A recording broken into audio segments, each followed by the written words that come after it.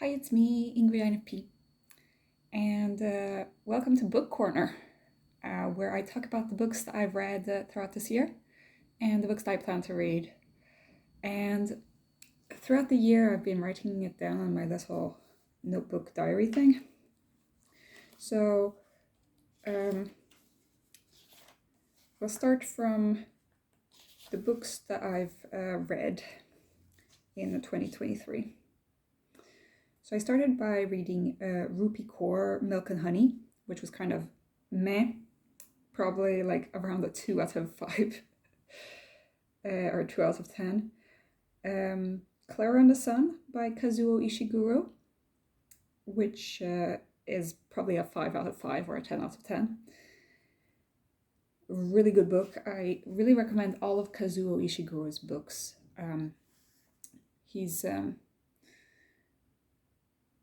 all of his books have a kind of theme that runs through it, of like what makes us human, and time, and our perception of the world, and justice things. I really enjoy all of his books. So throughout the year, I've read 3 of his books. I've read Clara and the Sun, I've read Never Let Me Go, I've read The Remains of the Day. Out of these, I mean, they have different flavors. I think that The Remains of the Day is the one that's most well known. I personally prefer Never Let Me Go, but I think that for most people, Clara and the Sun would be their favorite book out of these 3. Then I read Annie Ernaux, Mémoire de fille, Le jeune homme, and Les années. And I've told you guys about how Les années is very, very French, and you need to be a French person to basically enjoy it. But she has a special way. All of her books are autobiographical. And she has a special way of making it like not about her, even though it is about her. She talks about a lot of French references though, so I'm not sure if you guys would like it. But it's a specific type of writing that I don't see very often. So I recommend her books. Mostly I recommend Mémoire de fille, if you're not French. If you are French, Les Années might be the book for you. I haven't read her other books. I've been thinking of reading her other well-known books. Le jeune homme is basically where she dates, as an old lady, she dates a man who is like 30 years younger than her. And so that is a little bit strange, but you know, it's very short, so if you like short books. Then I read Matt Haig's books. I read The Humans, How to Stop Time, and I read The Midnight Library. I've given a review of The Midnight Library, which was the best out of these 3. But I also liked How to Stop Time and The Humans. How to Stop Time is pretty good. It's about a person who basically ages really, really slowly, and so he lives hundreds of years, and how he manages to live through that through different periods. So I would recommend that.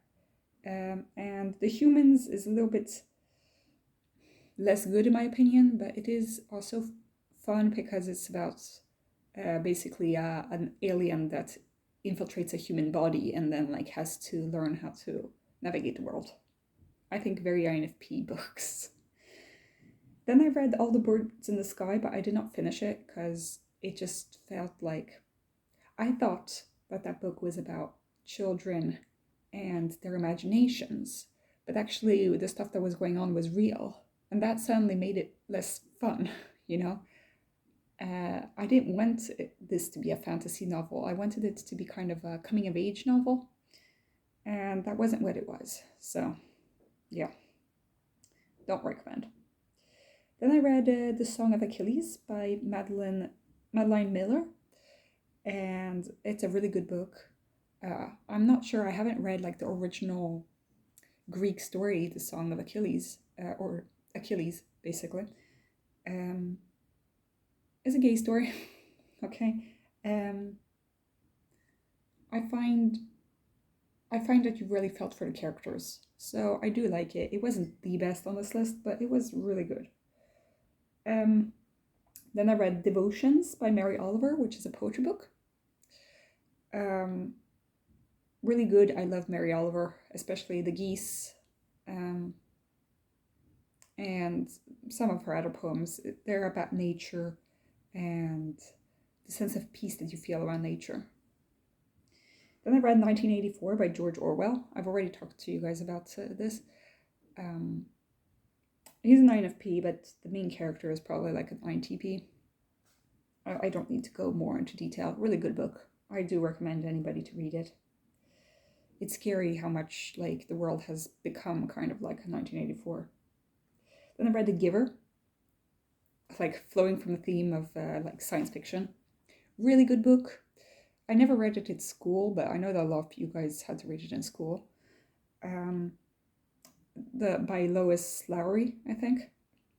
So I enjoyed that book a lot. Short book. I read it in the evening. Really good. Then I read a Swedish book called Je m'appelle Agneta, which is about a Swedish woman who goes to France because she has a midlife crisis. And she goes to France and lives with this gay man who is really sad since his partner died. And really interesting book. Unfortunately, I don't know if it's in other languages than Swedish. Then I read The Metamorphosis by Kafka, which is a weird book, but I think that every INFP should read that book. Really interesting book, it's not like other books. Then I read The Adventures of a Human Being, that is written by a doctor. I forget his name. Really good book that like tells about medical stuff in like and mingling it with historical things, and it's nonfiction, but it tells us a little bit about his journey as a medical doctor, and it mingles like philosophy and history and art and science and medicine. Really good book. Then I read a book about ADHD called From duktig flicka till utbränd kvinna. It's about how people with ADHD are burnt out, from like a perfect girl to a burnt out woman, basically. And that's kind of how I feel in my life, so I related, was good. Maybe I could have liked a little bit more resources that could actually help. I already knew a lot of the stuff that was in the book, so. Then I read Camus' La Chute. Really good book, like Camus' books generally are. I don't think it was as good as The Stranger, but it is, it's good. It's about a businessman who like basically loses everything and how that works out. Then I read Queer Heroes of Myth and Legend, which is a nonfiction book about, well, LGBT people in history and in myths, like Sappho, for example, or Achilles. Then I read Atlas för nyfikna, which was a book of maps in Swedish. Interesting facts about the world. Nonfiction. Unwell Woman by Eleanor Cleghorn. Really good book. If you want to learn about women in history and how they were, how it wasn't good. Though I will say that sometimes glosses over a lot of LGBT issues, and it also is a little bit spoken in a tone that is a little bit judgmental, or like it puts all this doom and gloom on womanhood when, maybe we don't need to be pitied all that much. I'm a feminist, but like, I don't know, sometimes I felt like she was over-exaggerating things. She wasn't really being factual, I don't think, at all times. It wasn't like she really cited a lot of sources that were outside of her little bubble. But I do think that it is the best book I've read so far about the subject, so kudos to that. Then I read The Bell Jar by Sylvia Plath. Read this when you're in a kind of a okay mood. Don't read this when you're depressed, because you'll be very depressed by the end of it. As I've told you guys before, Sylvia Plath is racist, so keep that in mind. But she is, for a product of her time, kind of. She was a mentally very ill woman who had to spend a lot of time in psychiatric institutions. It's a commentary on psychiatric institutions as well, which isn't good. Then I read an audiobook of Aesop's Fables. Nothing more to say about that. I read a book called Homo Pathologicus by Fredrik Svenneus, which was a Swedish book about how people are putting more and more diagnoses on themselves and making ourselves seem like we're pathological when it's just a fact of life, that life is tough. Interesting book. I don't know if I agree with everything, but it was a good book. I mean, I don't think that there are that many books about that subject. Then I read Tove Jansson, the Moomin series, Kometen kommer, The Comet Comes. Really good book. It's a children's story, but I recommend that adults read it. Really philosophical for a children's book. Kind of gives you warm vibes, fuzzy feelings. I like kids' books. Then I read Love Speaks Its Name, Gay and Lesbian Love Poems by J.D. McCarthy. A poetry book about LGBTQ poems. There were a little bit too many male poems rather than like lesbian poems. But it was really good. They had poets from all sorts of different times and places. But they were all in English, all these poems. So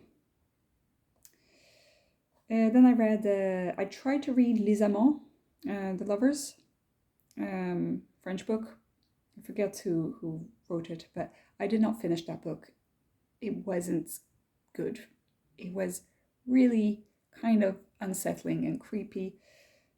And it's basically this young girl who just like doesn't care about anything. And she lives in Indochina, or I don't know what it's called in English, but you know, France had colonies, and she was a white woman in these colonies, and so she doesn't really care about the people who live in that country. And I don't know if it's supposed to be that way or not. I couldn't really, it was kind of just gave me icky feelings. Then I read No Longer Human by Osamu Dazai. Told you guys about the book. Really good book. Kind of like Camus mixed with Kafka mixed with, well, it's Japanese. I would say if you like that book, read Renaud Contini's book, because they're pretty similar. INFJ books, pretty much. I don't think that there's a lot of doom and gloom in that book, but I liked it. But basically it's this guy, he just like alienates himself from society pretty much and becomes no longer human. Then I read Homo Sapiens by Yuval Noah Harari. I've told you guys about that book. Really good book. Then I read The Body Keeps the Score, which I finally can take out from this big pile of books. Really good book about trauma. It talks about like his stories with his patients, because he's a famous psychiatrist, and it talks about his like different treatments and things to think about the body when it comes to trauma. And then I read Aristotle and Dante Discover the Secrets of the Universe, which is a great book. It's good as a young adult's book. As an adult, it kind of gets a little bit boring, seen it before. It's about gay people, a gay couple, but it's kind of problematic in that one of them is not really into the other one, and then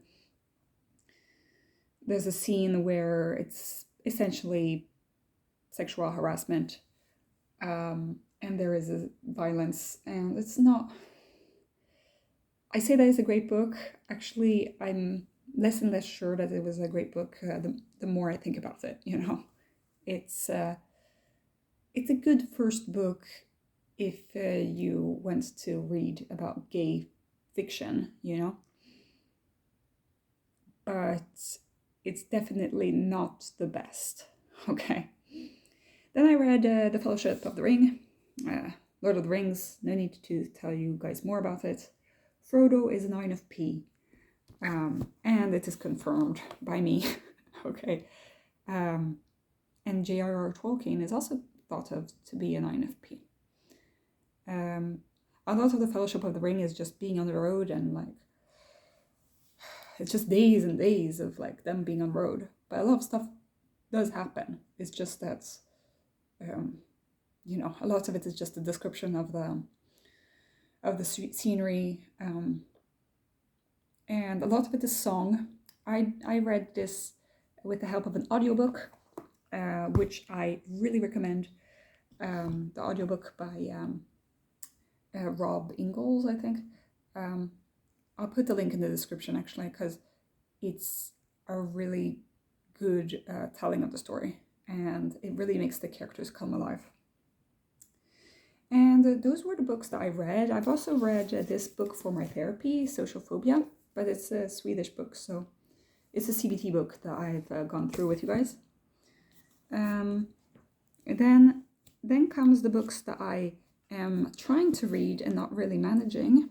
There's The Deuxième Sexe by Simone de Beauvoir. I'm only a few pages in. It doesn't really keep me going. It's complicated language about feminism. This is a book about linguistics. Svenskan går bananer. It's basically bad Swedish translations. And basically it says like Swedish goes bananas, but in Swedish you don't say that it goes bananas, you know, and that is kind of the joke with the title. I've put some bookmarks in here of like things that I didn't know were bad translations, so that I can improve my Swedish. Then I have books that I want to read next year. I've got Le Grand Méol by Alain Fournier, which I've wanted to read for a while now, but I haven't gotten to read it. I've also wanted to read this book about medical tourism that I got at the secondhand boutique, and how, you know, I wonder, this is an old book, but I think that it would be interesting to know, like, what medical tourism, what's the implications and all that. Then I wanted to read this post-COVID book. It's called The Post-COVID Lotteriet, about the pandemic's invisible tale.